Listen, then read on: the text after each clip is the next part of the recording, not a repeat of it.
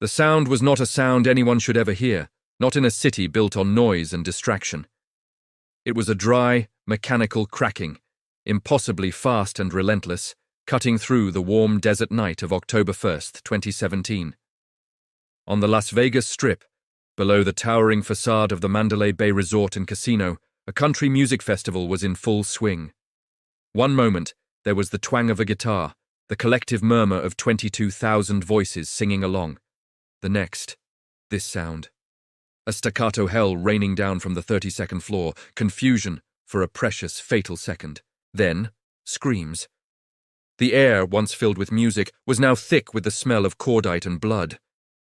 1,100 miles away, in the heart of Washington, D.C., the phone on the desk of Special Agent in Charge Joshua Michaels buzzed with a vibration that felt like a live wire. The digital clock on his wall read 10:08 p.m. The call was from the Strategic Information and Operations Center, the FBI's nerve center. He listened for less than 10 seconds, his face a mask of granite, but his knuckles were white where he gripped the receiver. "Activate the fly team," was all he said, his voice low and gravelly. "I want everyone. Now." The FBI's fly team, the Critical Incident Response Group's elite rapid deployment unit, was moving within minutes, a swarm of dark suits and hardened cases heading for Andrews Air Force Base. Their destination? A nightmare in the city of dreams. The private jet cut through the night, its cabin a bubble of tense silence punctuated by the soft tap of fingers on laptops. Michaels stared out the window at the sprawling lights of Las Vegas coming into view. It looked like a circuit board laid flat against the desert, a monument to human artifice. And somewhere in that glittering grid was a black hole, a room on the 32nd floor that had become a nexus of pure evil. He thought of the initial reports. Over 50 confirmed dead, hundreds injured, the number climbing by the minute. A lone gunman, Stephen Paddock. No manifesto, no claims of allegiance, just a 64-year-old man with no prior history of violence, who had turned a hotel suite into a fortified sniper AS nest and committed the deadliest mass shooting in modern American history. The why was a vacuum, and nature abhors a vacuum. The FBI was about to fill it, piece by painful piece. The Mandalay Bay was a crime scene of biblical proportions, cordoned off and swarming with local police, FBI evidence response teams, and the haunted, hollow-eyed looks of first responders. The air in the hallway on the 32nd floor was sterile and cold, the casino's garish carpeting giving way to the muted, oppressive silence of a forensic investigation. The door to room 32-135 was sealed, a black hole sucking in all light and sound.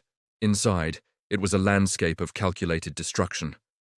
The two windows were shattered, their panoramic view of the festival grounds now a grim tableau. On a custom-built bipod lay a weapon modified to fire with terrifying automatic speed, its spent shell casings littering the floor like golden coins. There were 23 firearms in that room, a small arsenal, and the gunman himself, Stephen Paddock, dead by his own hand. But it was the absence that screamed the loudest. No note, no political rant scribbled on hotel stationery, no digital trail of radicalizing videos or incendiary posts, just the tools of the act and the silence of the actor. "It's too clean," one of the junior agents muttered, his voice muffled by his white Tyvek suit. Michaels didn't respond. He was looking at a room service cart, a half-eaten sandwich, a bottle of vodka. The mundane details of a man who had, hours earlier, ordered a meal and then opened fire on a crowd of strangers. The disconnect was dizzying. The command post was set up in a sterile, fluorescent-lit conference room at the FBI's Las Vegas field office. It was a chaotic symphony of controlled urgency. Whiteboards filled with timelines and victim statements, maps of the hotel floor plan, and photos of the carnage below. Phones rang constantly, a low-grade fever of sound. Agents hunched over computers, their faces bathed in the blue glow of the screens. The pressure was immense, a physical weight on everyone's shoulders. The director was calling every hour. The president wanted answers. A nation was demanding to know why. The investigation became an archaeological dig into a life of unsettling normalcy. Paddock was a ghost, a man who had left barely a ripple. He was a retired accountant, a high-stakes gambler, a property owner. He had a girlfriend, a brother. He was, by all accounts from those who thought they knew him, unremarkable. "He liked video poker and getting comped rooms," an agent reported, frustration edging his voice. "He wasn't political. He wasn't religious. He wasn't on any watch list. He was a blank." But the FBI doesn't believe in blanks. They began the painstaking process of building the ghost. They tore apart his life in Mesquite, Nevada. They followed his financials, a complex web of transactions that showed a man moving large sums of money, buying guns, living a life of quiet, methodical preparation. They interviewed his girlfriend, Marilu Danley, who was abroad at the time. She was terrified, cooperative, but she painted a picture of a man who had become distant, paranoid. "He said the government was watching us," she told agents, her hands trembling as she held a cup of water. "He said the casinos were rigged. He was calculating, but I never imagined this." Back in the command post, Agent Michaels stood before a massive timeline they had built on the wall. It was a mosaic of Paddock's final months, a trip to Reno, the purchase of firearms, the booking of the Mandalay Bay suite under his own name, the delivery of hundreds of rounds of ammunition to his hotel room. It was all there, a roadmap to the atrocity, but the destination was still a mystery. The motive was the missing continent on this map. "He wasn't angry at a specific person," Michaels said, more to himself than to the room. "He was angry at everyone, at the crowd itself. The break, when it came, wasn't a single thunderclap, but a slow, dawning horror assembled from 1,000 data points. It was found not in a manifesto, but in the digital detritus of his computer. The tech agents had been fighting through layers of encryption and mundane clutter for days. Then they found it. A series of searches, conducted over the preceding year, that formed a chilling pattern. They weren't searches for bomb-making guides or extremist rhetoric. They were searches for crowd density, for exit routes at open-air concerts, for the ballistic trajectories of high-powered rifles from elevated positions.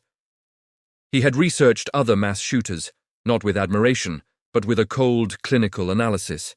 He was calculating casualty rates, he was running the numbers.